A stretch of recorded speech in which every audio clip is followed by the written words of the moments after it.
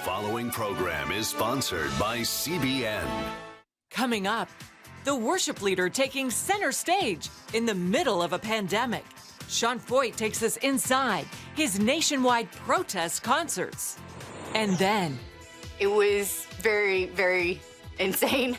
Like father, like daughter. We did what we knew. We saw Dad doing it. It was just normal. How did she break this generational curse? I was like, wow, my eyes kind of were like opened. On today's 700 Club.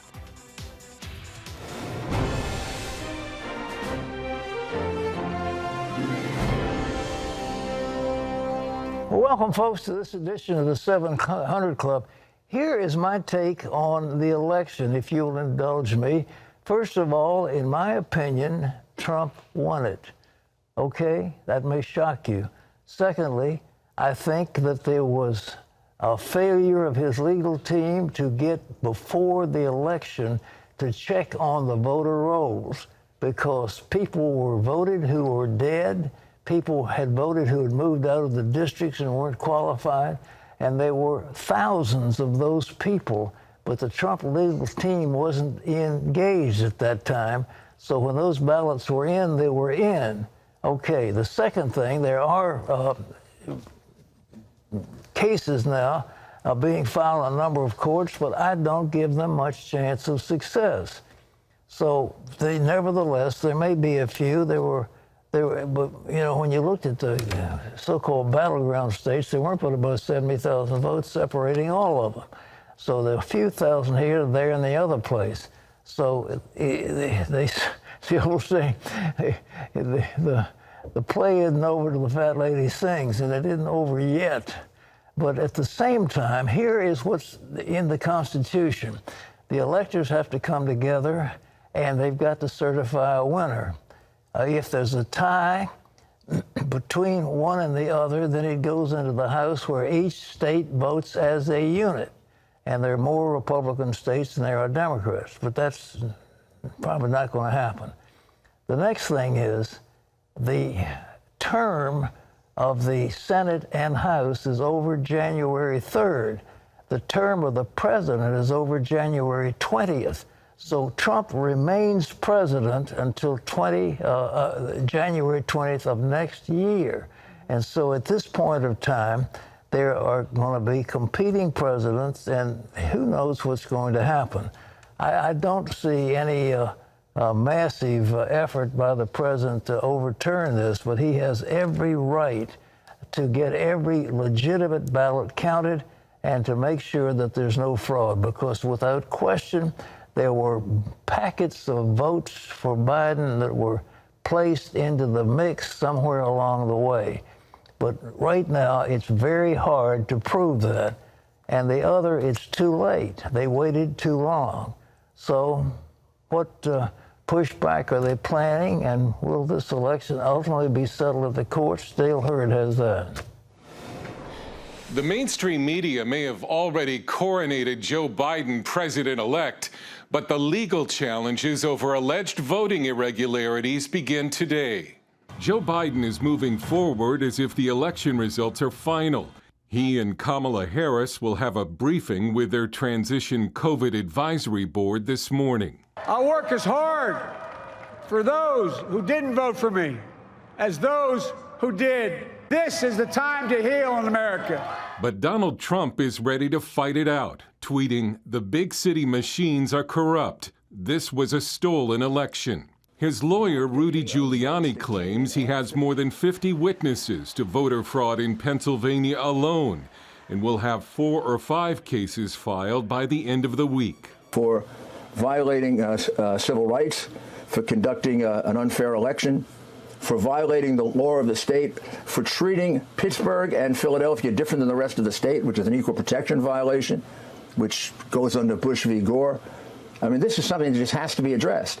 Missouri Republican Senator Roy Blunt, for one, is not calling Joe Biden president-elect yet. I said on Friday, I thought it was time for the president to turn this discussion over to his lawyers, time for the lawyers to make the case that they have, both in court and to the American people. President Trump still has a path to victory, and that path is to count every single legal vote that was cast. The media does not get to select our president. The American people get to elect our president. Meanwhile, Biden's slim advantage and the loss of at least 7 Democrat seats in the House undercut any claims of a mandate. Pennsylvania Senator Pat Toomey called the Republicans' down-ballot success a rejection of the radicalism that has seeped into the Democratic Party. The woke left had a major setback. I mean, nobody thought we were going to pick up seats in the House. Nobody thought we were going to hold the Senate, which I think is likely. West Virginia Senator Joe Manchin says the results show Democrats scared many voters. They were scared of this socialism that was thrown out there by a radical part of the so-called left. Republican Senator Lindsey Graham says if there was rampant voter fraud in this election, it must be rooted out to save the integrity of our voting process. If Republicans don't challenge and change the U.S. election system, there'll never be another Republican president elected again. President Trump should not concede. Back in 2000, Al Gore was given his day in court. We should give President Trump his day in court, let the process unfold. The president is planning a series of rallies in states he's contesting. And just like in 2000, it may be that this election will be settled in the courts. Dale Hurd, CBN News. I don't think the rallies are a good idea. I don't think rallies are going to settle anything. I mean, you can have a whole lot of people. He had rallies before, it didn't do any good. But it's going to be a tough deal. And we're going to focus, among other things, on the state of Georgia, where at this point, 2 Senate seats are up for grabs. We'll talk about that later in this program. But the Senate is key because the Senate is the one that confirms not only the judges, but the political appointees. And if the Biden team is successful in its run for the White House, then you're going to have Elizabeth Warren as Secretary of the Treasury. You're going to have Bernie Sanders as Secretary of Labor. You're going to have, who knows, maybe AOC in charge of the Environmental Protection Agency. I mean, you'll find our Secretary of State is somebody who is also an extremist. It will be tough, but the Senate is the one that makes the confirmation on these people, and the nuclear option only had applied so far to judges on the Supreme Court. But if they take away the filibuster, which is so important, I doubt very seriously if a lot of Democrat senators will vote to abolish the filibuster. But if they do, then it takes away the voice of the minority party, and the majority can ram anything through they want to. And that's what those 2 seats in Georgia are crucial. Well, CBN Chief Political Analyst David Brody's joined us right today. David, a few days ago, you described this legal strategy as a Hail Mary pass. Do you think they've got any chance of scoring with it? Pat, it's in the Hail Mary stage for sure. I mean, look, the president has a political PR problem, and that is we see fireworks saying 46 with Biden going up in the air, and the media has crowned him the new president of the United States, president-elect, and so many congratulation calls are coming in. So there's clearly a political PR problem for the president, but I do feel like I'm living in 2 polar opposite universes here. I mean, you've got that whole media coronation of Joe Biden, and then all of a sudden, on the other side, you've got, well, wait a minute. The last time I checked, the president has not conceded that there is a legal fight going on. And, you know, I was doing some research over the weekend, and as I looked, I came across some video of Al Gore speaking just days after the election in 2000, that Bush v. Gore we know all about. He said at the time, we must count every vote, and once we count every vote, then we can move on in this country, and we'll have a new president, or we'll have a president of the United States at that point. So once again, he kept saying count every vote. That is exactly what Donald Trump is doing, and it is journalistic malpractice for the journalists across this country to declare not only Joe Biden the winner as president-elect. You can do that. That's kind of a tradition, what we've done. But for them to run with this narrative of like it's a fait accompli, it's all over, and they are ignoring, and let's be honest, Pat, They are ignoring this whole other side, this other polar opposite universe that Trump folks want to talk about. But they did not ignore that polar opposite universe in 2000 when Al Gore said the exact same thing that Donald Trump has been saying. Pat, journalism is dead in America. Well, I'll buy that in. What do you think Joe Biden will do first if he is confirmed? There's so many different things. I mean, get ready for a federal mask mandate. What does that look like exactly? Yes, I understand that states have to decide about masks and counties and all of that. But there's going to be a push by a President Joe Biden, if that ends up becoming the case, for some sort of federal mask mandate pushed by the CDC and Anthony Fauci. That's number one. They'll rejoin the World Health Organization. The United States will. They'll rejoin the Paris Climate Accord. The fracking will no fracking on federal lands. I can go on and on. Transgender rights for kids in terms of bathroom use and all that, that'll be re-implemented. I mean, I can go on and on. We'll see about the packing of the court. If it goes south in Georgia for Republicans, in other words, if Democrats win back the Senate, get ready for court packing. Joe Biden might not be a fan of it, but, let me think. So what? Because at this point, Democrats are going to feel emboldened, even though we know that this election was anything but a mandate. It's funny, you hear Nancy Pelosi talking about a mandate. What mandate exactly? Anyhow, the whole thing's kind of bizarre to me, Pat. Some thought that Nancy Pelosi can't get a majority vote in the House to become Speaker. She may lose her seat because of the seats that have been lost. It really surprised the Democrats that they lost so many seats in the House. Well, 100%. It's funny to hear Nancy Pelosi talk about a mandate, because if there's a mandate, she may not be part of it. There is a sense inside Capitol Hill that they're looking for a replacement for Nancy Pelosi, and that she was part of the reason, a big part of the reason, why Republicans did actually so well. So, look, there's a lot of reckoning to be had. And, it's interesting. A lot of people really haven't thought this through, which is, wait a minute, Republicans actually did pretty well in the House, and they didn't have that blowout that a lot of people were thinking Democrats were going to have in the Senate. So Republicans did really well, except for the most popular Republican, Donald Trump. That's where a lot of folks wonder, wait, what in the world is going on here? And I got to tell you, I think we have an electoral as the world turns coming up. I think this is like an electoral telenovela, and I think we're still in the process of it all. Well, we'll stay tuned for Act Two.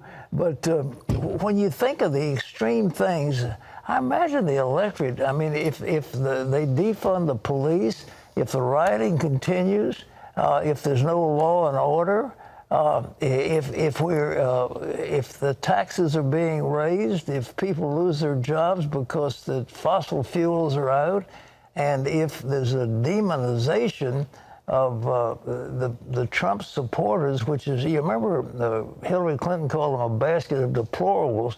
Well, they're calling these people other names. And how could we have unity when they insult the people who oppose you?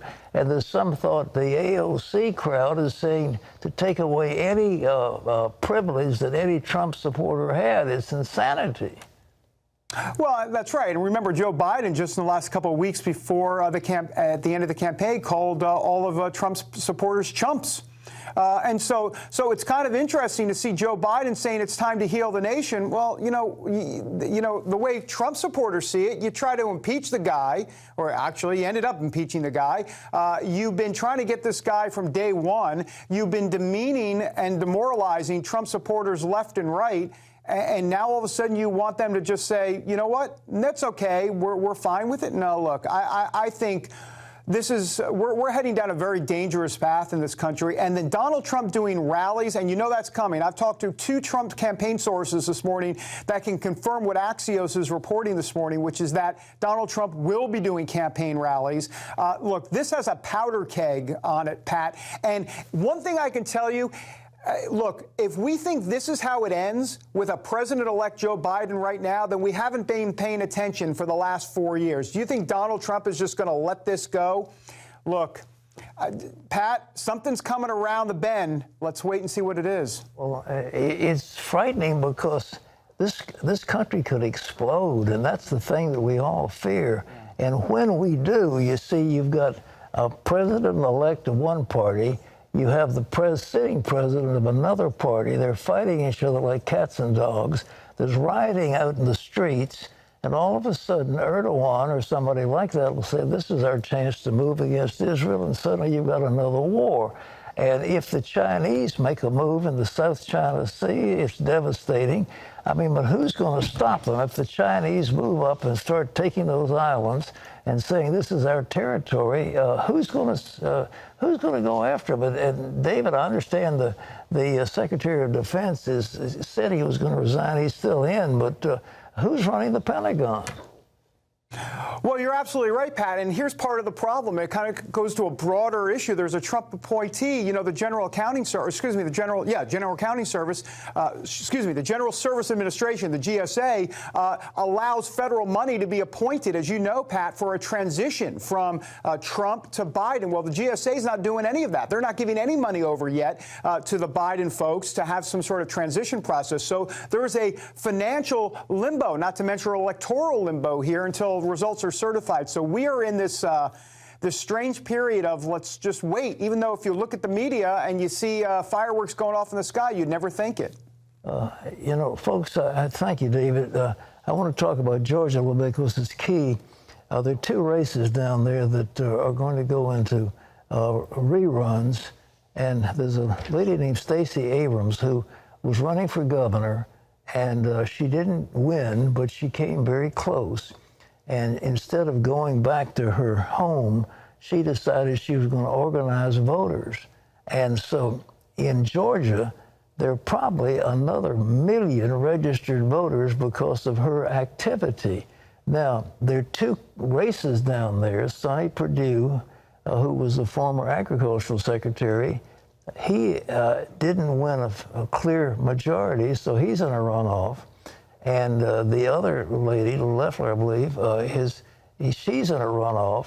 If those two lose in Georgia, where the numbers are huge in terms of new registration, at least another 1 million votes, and you can imagine if they spent a 400 million trying to defeat Lindsey Graham and the majority leader of the Senate. If they spent that kind of money, they'll spend $1 billion to hold the Senate. Mm-hmm. So it's going to be chaos in Georgia. And if those two flip, then you've got the steamrollers in place then to run through all the appointments that the Democrats want and all their strange concepts. And boy, it's going to be a mess. But you know, you talk about the green, sure, there's global warming, absolutely. But are we the offender? The answer is absolutely not. The Chinese and the Indians are the ones who are polluting the atmosphere, and we're not doing it, but they're not part of the Paris Accord. But people went after Trump because he doesn't believe in, quote, global warming. Well, sure, there's global warming, but if you want to fix the global warming, what you ought to do is plant a bunch of trees out in the Sahel that would change the climate because of what you did, but they don't want to do that. The Green New Deal is a socialist opportunity to limit American industry and to put it under the control of the federal government. We don't want that. Whew. A lot going on. Ooh, wow. Well, another news. The Democrats lose seats in the House. Republican women made historic gains. And what does that mean for the pro-life movement? John Jessup has more. That is right, Pat. So far, Republicans have flipped 8 seats in the House. One reason is the record number of GOP women elected. As Mark Martin reports, those victories are being called a stunning blow to the pro-abortion agenda. In January, at least 14 new Republican pro-life women will take the oath in the House of Representatives. That number will include 7 Congresswomen who defeated Democrats in last week's election. We attribute their success to the fact that life is winning in America, and regardless of the uncertainty in the presidential election, it's clear to see that life is not a losing issue this year. especially because we see an unprecedented number of pro-life women being elected to Congress. Those newly elected representatives join 11 incumbent GOP pro-life women who won re-election. In a statement, SBA List President Marjorie Dannenfelser said these gains are a repudiation of abortion extremism and further evidence that life is a winning issue in politics. And this is a diverse group of women who will no doubt stand up for the unborn. They come from various backgrounds. We have Maria Salazar, who was one of our endorsed candidates.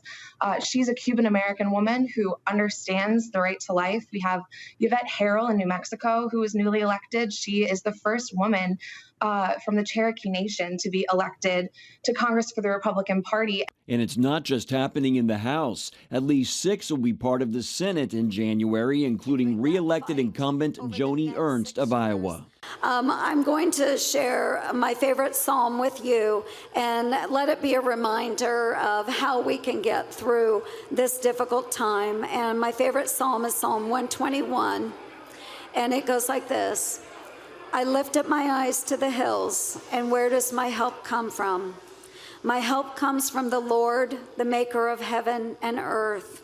The founder and chairman of the nonprofit Christian ministry Liberty Council spoke out about the election, saying these pro-life women will bring new energy to Washington to preserve precious preborn children. This is another important step to making the womb a safe place again in America. Mark Martin, CBN News.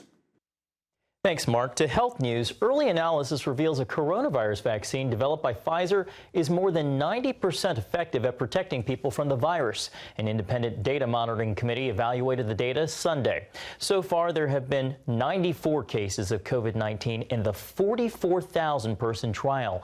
Less than 9 of them received the vaccine. The rest were given a placebo. The results have not been peer-reviewed, and some scientists warn against rushing to conclusions based on early results before long-term safety and efficacy have been established. And Pat, stock futures soared on the promising news of the vaccine. Well, it really is, and I don't know if you watched 60 Minutes last night, but they had a statement of a 4-star general who's heading the effort, and it's all set up. They'll deliver that vaccine instantly across America, and the analysis is so sophisticated, it's just mind-boggling that this vaccine, when it comes, I mean, it's going to be brought to the American people quickly, and the sooner we can put the stop to this terrible coronavirus, let's hope this stuff works, but apparently it does. Wendy? Apparently it's making the stock market very happy. Yeah. We're getting it. Well, the stock market is happy because there's a split government. As long as the government's in gridlock and they're not passing taxes and stuff like that, the market is delighted. And furthermore, the Fed is just pumping money in like crazy. So you don't ever fight the Fed. The Fed is going to give you money, and the market is going up, and so it's time to enjoy it. All right. Well, still ahead. From riots to revival, he's the force of nature who's led worship rallies across the country's hot spots. Sean Feucht joins us live later on. But first, meet the Watchmen. They're protecting us from the worst-case scenarios, from asteroids to volcanoes to solar storms. What are they doing to keep us safe? Find out after this.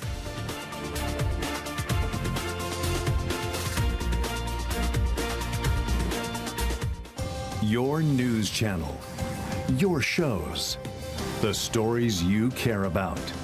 Anytime you want, anywhere you want. Download the CBN News app today. Hey guys, thanks so much for watching. Please subscribe and let us know where you're watching from in the comments below.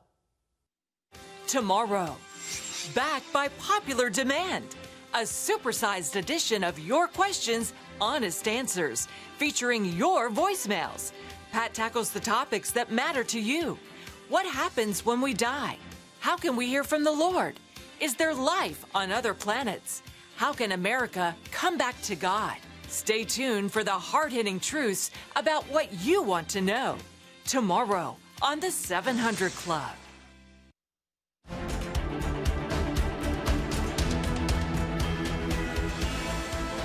As if we haven't frightened you enough, we've got a doozer right now. Earthquakes, volcanoes, asteroids, even solar storms. This little planet we're on is at risk from a number of natural hazards. And who are the watchmen on the lookout for these global threats? And what exactly do they do? CBN's Gabe LaMonica has that answer. Existential scenarios like an asteroid hitting Earth face pretty long odds. The likelihood of that happening are literally astronomical. But just in case, the Earth has a watchman on the lookout for exactly the kind of threat that wiped out the dinosaurs. So we now have the technology to detect these things far in advance. Lindley Johnson is NASA's Planetary Defense Officer. We believe we have already found all of the near-Earth asteroids that are of that size that could cause the same kind of catastrophe that occurred to the dinosaurs. But there are still a few large ones to find out there. Johnson and other planetary defenders have a plan to redirect an asteroid potentially heading for Earth. And next summer, NASA will test that capability for the first time by crashing a probe into an asteroid's moon, knocking it off orbit and off course. We've been given the tools to prevent this ever happening to us again, and so we should use them. The watchers call scenarios like these high-impact, low-probability events. Up from the crater of 4,000-foot-high Mount Vesuvius rise towering clouds of smoke and volcanic ash. The 1944 eruption of Mount Vesuvius rained down on the Naples area some 2,000 years after it destroyed Pompeii. This sort of gets into social science. Geophysicist Michael Poland is with the U.S. Geological Survey. How do you coordinate an evacuation of a city of millions?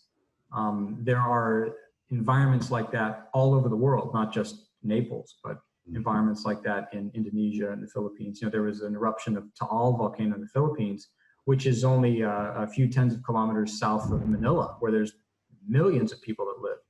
And if there had been a very large eruption of that volcano, fortunately the eruption was small and no one died, but if there had been a large eruption, how do you coordinate a really mass evacuation? There's no stopping a volcano. No, occasionally we get this question, like, why don't you just drill into the volcano and pump water down there? And the scale of the problem is really incomprehensibly big. So no, you can't stop a volcano from erupting. You might be able to divert some of the products, but the best mitigation methods we have today are to get out of the way. The eruption of Mount St. Helens. In just minutes, the 1980 eruption of Mount St. Helens resulted in 57 lives lost and hundreds of millions of dollars in damage. After destroying every living thing within 230 square miles, the devastation forced the world to take volcano monitoring a little more seriously. The science of eruption forecasting certainly has advanced quite a lot. We can recognize eruptions that are becoming restless based on patterns in earthquakes, ground deformation, gas emissions. Poland also oversees the Yellowstone Volcano Observatory. With Yellowstone, the worst case scenario is always a tremendous explosion of the kind that last happened about 631,000 years ago. That was one of these super eruptions that occur on average maybe every 50 to 100,000 years somewhere on the planet. Scientists think that worst case scenario is also the least likely to happen. But if it did... It's not going to cause our extinction. That's not to say that it wouldn't be pretty devastating. Sure. These sorts of eruptions would be immediately devastating to everything around them, out to a radius of hundreds to thousands of kilometers. While hundreds of active volcanoes exist around the world, another threat hangs right above our heads. Luckily, this July 23, 2012 eruption on the sun that sent giant particle clouds hurtling through space at 6.7 million miles an hour missed the Earth. In 1859, one of these eruptions hit Earth. Now known as the Carrington event, it's the largest geomagnetic storm on record. Today, a Carrington-like event would be similar to an electromagnetic pulse, or EMP. In that case, the plan is a temporary shutoff to save the grid. We might not be able to predict or prevent every catastrophe or global disaster, but having early warning systems in place is always a good idea. Gabe LaMonica, CBN News. Well, you know, we have been hammering away at this one so much. An EMP blast is something for the low-level nuclear explosion, something out of the sun, a trick from one of our enemies. And the grid, it would cost really just a few $1 billion to harden our grid. But if the electricity goes out, we're in a heap of hurt. So that's something that it doesn't seem to want to come up on the top of somebody's agenda, but it's so cheap considering the millions and billions of dollars we're spending on everything else. And I think we need to harden that electric grid as fast as we could, because we never know when an EMP blast is going to hit. It might come from the sun. It might come from a low-level nuclear explosion. It might come from cyber malware of some kind. But whatever it is, we ought to do it. Wendy.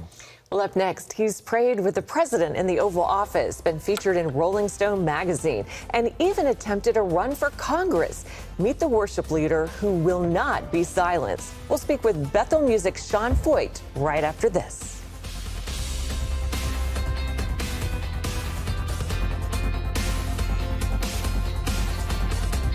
Hey guys, thanks so much for watching. Please subscribe and let us know where you're watching from in the comments below. Dear God, please help kids who don't have warm beds and blankets, who don't feel good and want to get better. And help mommies and daddies to find something to eat for their kids. Not just on Happy Thanksgiving Day, but every day. And please, God, help me. During this season of giving thanks, you can also give to those in need. Please consider donating to CBN what you would normally spend on a Thanksgiving meal to help hurting people here at home and around the world. Because you can make a difference every day in the lives of those who need it most. Please give now. You know, it breaks my heart to think in this land there are people going hungry, but there are. There are people who are just looking for a box of food because they don't have jobs and they're out of work and they're hurting. This coronavirus has dealt their economy a body blow, and regardless of election or whatever. So one thing I want to say is coming up Thanksgiving, we have had a tradition that I have established a long, long time ago. I asked my wife, I said, look, when you go to the grocery store, how much do you figure you'll spend on Thanksgiving dinner? How much will you spend? And she'd give me a figure, it'd be $70 or $80 or whatever. And I said, okay, I want to take that amount of money and give it to Operation Blessing, so that they can feed somebody else. And then you sit down to your turkey or whatever you've got for Thanksgiving or your Christmas dinner or whatever, you feel pretty good, because at least I'm not just sitting here pigging out myself, but I'm helping those who hurt. And isn't that what the Lord said? I was hungry and you fed me. I was naked and you clothed me. I was sick and in prison and you came to me. Inasmuch as you've done it unto the least of these, my brethren, you've done it unto me. And I want to do this Thanksgiving, I would urge you to do the same thing. Just figure how much you're going to spend. I mean, prices are a lot more than they were when I was first made this agreement. I mean, maybe it'll be $150, $200. I don't know what it is. But whatever it is, just write out a check. Operation Blessing is called Give Thanks, CBN Center, Virginia Beach, Virginia. Give Thanks, CBN Center, Virginia Beach, Virginia. And Lord willing, we'll use that to help people with Operation Blessings we're feeding all over the world. Wendy? All right, well, let us worship. That's the rallying cry of Sean Feucht. He's fed up with the double standard. Officials have ordered churches to close their doors, but they've turned a blind eye as protesters pack the streets. So Sean has toured the nation, hosting his own worship protests, so-called protests. He's stirred up his fair share of controversy along the way, though. And Sean Feucht is joining us right now. Sean, welcome to the 700 Club. Thank you so much. Good morning, everyone. Sean, I've been following you on social media and, of course, interviewed you a few times as well. And the crowds that you've been able to gather at these events from places from California to New Orleans to D.C. are massive. I mean, there's such a hunger out there, isn't there, for people that just want to gather and worship the Lord? Yeah, there really is. I mean, and it's evident, people, I really believe they're not gathering with us for a brand or a band name, or it's not even a concert. People just want to get together. They need hope right now. We're in the midst of such a divisive time. And that's what worship does, getting together and looking on Jesus and singing together and praying. It just fills us with such perspective and hope. People are really needing that right now across America. But you've taken some flack for hosting these events, these worship events, even from Christians. What's your response to that? Yeah, I mean, governors, mayors, Christians, friends. I mean, we've gotten it all around. But, I think I look at revival history, or I look even in the Bible, and nothing significant takes place to shift things in a generation without some controversy and pushback. And so, I think maybe my my run for to be a conservative in California in Congress, I think maybe that might have prepared me for this season that we're in right now. Sean, let's talk about that. You ran for Congress. You had never been in politics before. What made you want to do that? Well, really, I think I've spent so much of my history in the nations. The last 20 years, we've been investing ourselves in some of the hardest and darkest nations in the world. But when the pandemic happened, and especially in America right now, I live in California, and we have some of the craziest laws, some of the most intense regulations. We have crazy things like you have to be 16 years old unless you're with a parent to get your ears pierced. But, the state is funding sex changes, starting at 12 and 13 years old without even telling parents. You see these things happening. You see that, I would have ran just purely on the pro-life issue. I mean, that's something that has just been, a cry and a prayer since I was in high school, actually in Virginia, that God would overturn that death decree in America. So, and I look at now, and I have 4 kids, and I'm deeply concerned about the future in America for my children. And that's really what caused me to want to do that. Yeah, of course, you did not win, but are you still glad you ran? I mean, I think it was a good experience. I definitely got to peek behind the veil in politics in California and even in the U.S. And I'll tell you, we're called as believers to be salt and light, and there is not enough believers going into that sphere of influence in the world. And so it emboldened me to start calling other people to do the same. Sean, you had a Riots to Revival concert in Portland, Oregon, a very liberal stronghold, plus one that drew tens of thousands in Washington, D.C. What are some of the after effects that you're still hearing about from these cities you were in? Well, what we're really going after, we are believing that there is another Jesus People movement coming to America. And we believe that it's one that's full of revival, that's full of salvations, miracles, signs and wonders. You've probably seen, if you followed us, we're baptizing hundreds of people in every city we go to. But we've really been targeting these cities that have just come under such crazy unrest. And we've really been going after them. And we believe in the same way that the Lord's called us into nations like Afghanistan and Iraq and North Korea and places like that, that same power and presence of God can shift the cities inside our own nation. So we went into Portland in the middle of the riots. We went into Seattle, actually, to the CHOP autonomous zone. And of course, Washington, D.C., I think was a huge thing for us on the eve of the confirmation of the new Supreme Court justice.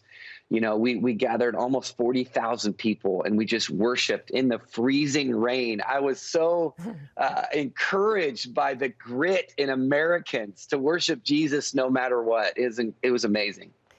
I have never seen so much prayer, and I know you haven't either, in our nation's capital before an election before. Sean, what's your take on this election right now? Is God speaking to you about, what happened? Do you think it's over? I think we have to let the process play out. I mean, look, Bush, Gore, it went 37 days, I think, after that election. And so I think we let the process play out. But I believe in the meantime that we use this season of where everything can be shaken, will be shaken. And just like we saw in New Orleans this last weekend, preaching the simple gospel in the middle of a season that's divisive, it always works. People were running down to the altar, in Jackson Square to give their life to the Lord. And I feel like we're carrying this word. Now is the time for a great harvest. Even in the midst of all this, even in the midst of the uncertainty, the gospel still thrives. Sean, you have written a new book called Brazen, and you said you had no idea how timely this message would be. Brazen means bold and unashamed, and I love the photo on the cover. Tell us real quick about that photo and why you wrote this book. Yeah, that photo is actually outside of Mosul in northern Iraq, and that was a bus that was blown up by ISIS. And we were just driving on the road to another refugee camp, and I saw that bus, and I'm like, we got to go inside that bus. And the guys are like, we don't know if we can. I'm like, no, we should go in there. And at the time, I didn't write the book. I hadn't written the book, but when I was praying about this topic and just, one of my favorite Billy Graham quotes where he says, when a courageous man takes a stand, the spines of everyone else are stiffened.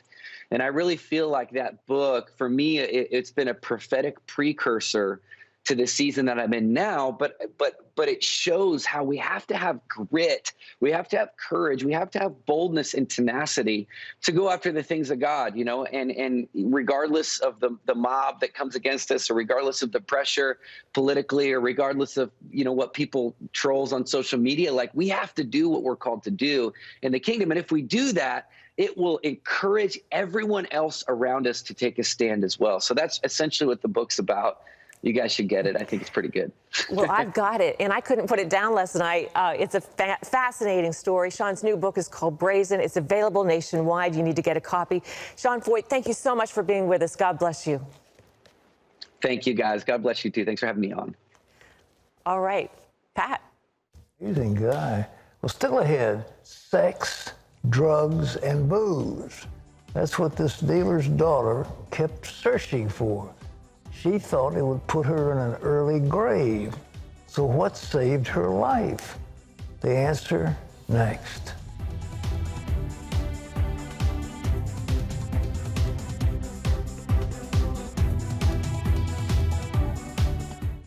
Hey guys, thanks so much for watching. Please subscribe and let us know where you're watching from in the comments below.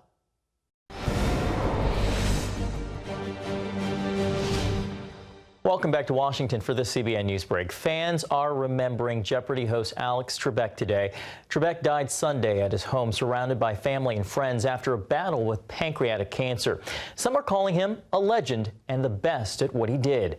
He hosted Jeopardy 36 years after it was brought back in 1984, winning 5 Emmys and the prestigious Peabody Award.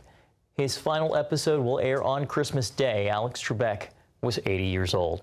Well, CBN's Superbook Sunday School curriculum, Superbook Academy, is now available in Spanish to stream online in the United States and around the world.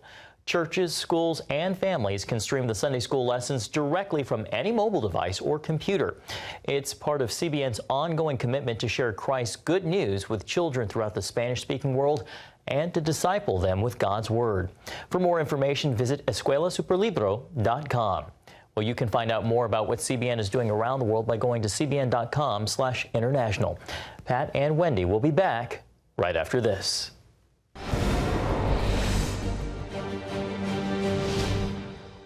Hey guys, thanks so much for watching. Please subscribe and let us know where you're watching from in the comments below.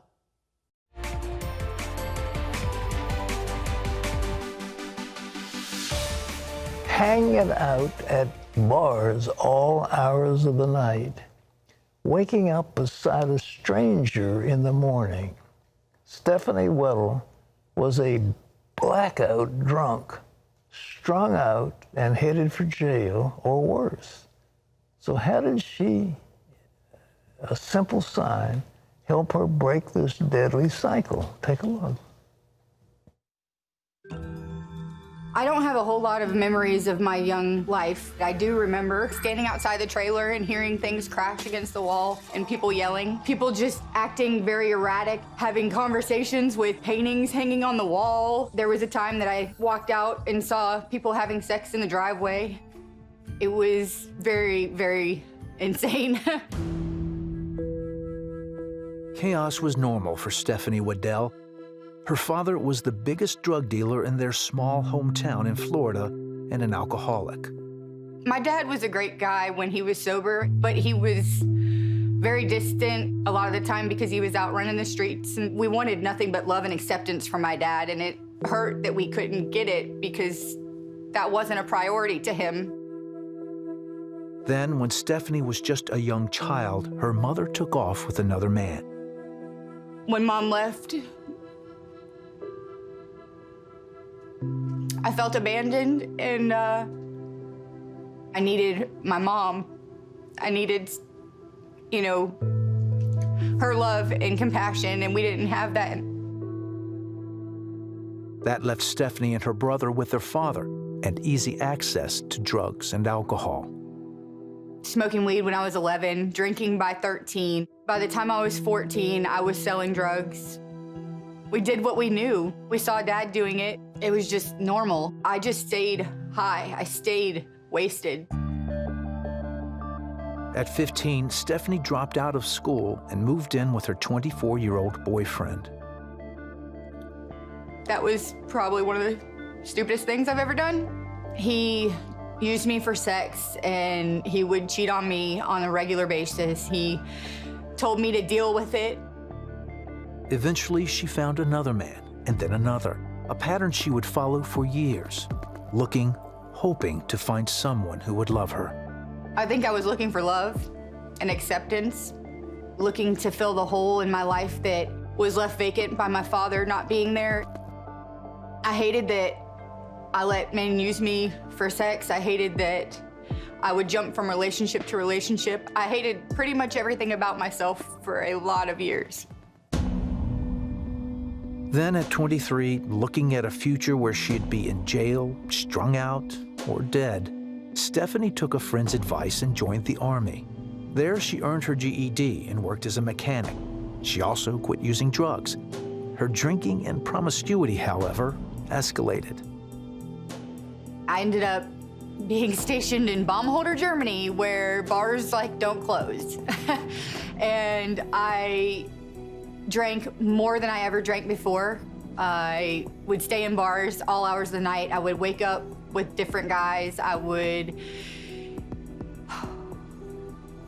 continue insanity, just looked a little bit different. After serving 4 years, Stephanie left the Army with an honorable discharge. Returning to her hometown, she picked up where she left off, using drugs and men to fill the emptiness in her heart. But one thing had changed. Her mom was now a Christian and convinced her daughter to attend a few church services. It's all because of you. There had to be something bigger than me out there. I had been trying to get sober on my own for years, and I couldn't get me sober. I couldn't change my behavior or the way that I was living. Then finally, after a weekend of getting blackout drunk, Stephanie reached out to God for help. It was finally my rock bottom. It was finally enough. I was so tired and I couldn't do it anymore. I just got on my knees and asked God to change me. That weekend was the last time that I drank or drugged or took pills or did anything like that, and He completely freed me from it.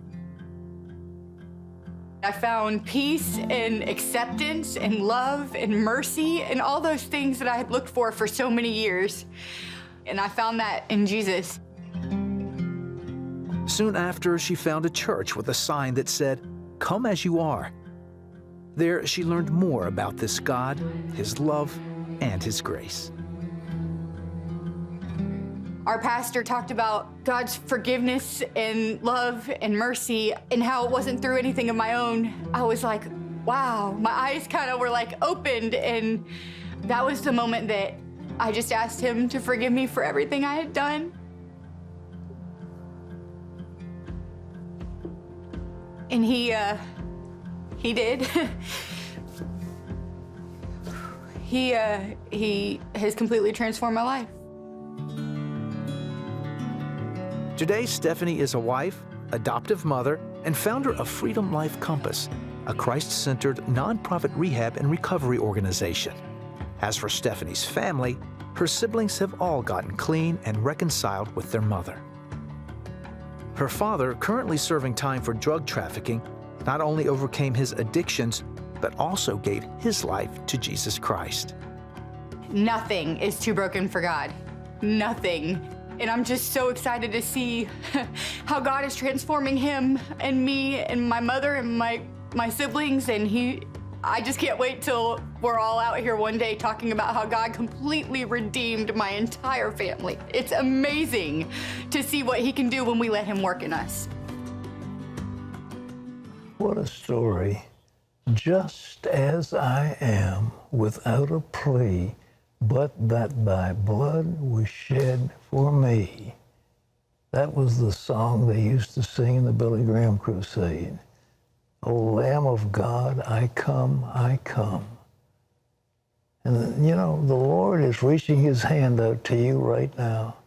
And he says, daughter, son, come home. Come home. I'll receive you. I'll forgive you. And I'll love you. And I'll put my arm around you, and you'll be part of my family. You're looking for love. God loves you. He loves you so much, he died for you. And he says, would you please come home? Because I am waiting for you, and I will give you the keys to the kingdom. Now, would you like that? Stephanie was living in hell on earth. Drugs, booze, sex, bugs, sex, more booze. Life spinning out of control. Many of you feel like your life is worth nothing. But God says you are precious, precious in his sight. You are made in the image of God Almighty. Now, if you want what I'm talking about, all I'm asking you to do is to bow your head and pray. Right now, God is speaking to you right at this minute. And what I want you to do is just bow your head and pray a simple prayer. And he says, I'm standing at the door and I'm knocking. If you'll open the door, I'll come in. Jesus Christ loves you just as you are. These words, bow your head, do it right now. Now, do it. Pray these words. Jesus, that's right. Jesus, I know you died for me, and I know that you rose again, that I may live forever. And I know that you will forgive my sin. And I say to you, Lord, be merciful to me, a sinner. I come to you without a plea. I have no right to claim anything. But I say, Lord, come into my heart. Live your life in me. And from this moment on, I will live for you and I will serve you. Thank you, Lord. Thank you. Father, in Jesus' name, fill with the Holy Spirit those who prayed with me. And if you did pray, I want you to pick up the phone and call in. Tell somebody what you've done. I'll give you this if you want. It's a new day. It'll tell you what to do next. But I would just ask that you please pick up the phone call. It's 1-800-700-700. 1,000. Say, I prayed with that guy on TV. Hey, listen, tomorrow's the big question and answer show. We'll see you then. Bye-bye. Tomorrow, back by popular demand, a supersized edition of Your Questions, Honest Answers, featuring your voicemails. Pat tackles the topics that matter to you. What happens when we die? How can we hear from the Lord? Is there life on other planets? How can America come back to God? Stay tuned for the hard-hitting truths about what you want to know. Tomorrow on the 700 Club. These are times of warfare. You go into the strong tower when you're under attack. CBN presents The Name of God. The latest teaching by Gordon Robertson. God has given you the right to carry his name. That is life-changing. Discover the peace, healing, provision, and protection that can be found in the Lord's name. Plus, you are going to see some tremendous real-life stories of people who have seen firsthand what trusting in the name of God can do. The thought of losing Noah was one of the most terrifying things I've ever walked through. I could hear my house being shredded, and I heard my wife screaming over the phone. I knew that God didn't lie to me. I knew that God didn't forget about me. This is God's promise. This is the way. This is the answer. Go into that strong tower. Get your DVD copy of The Name of God today. Call now or go to cbn.com.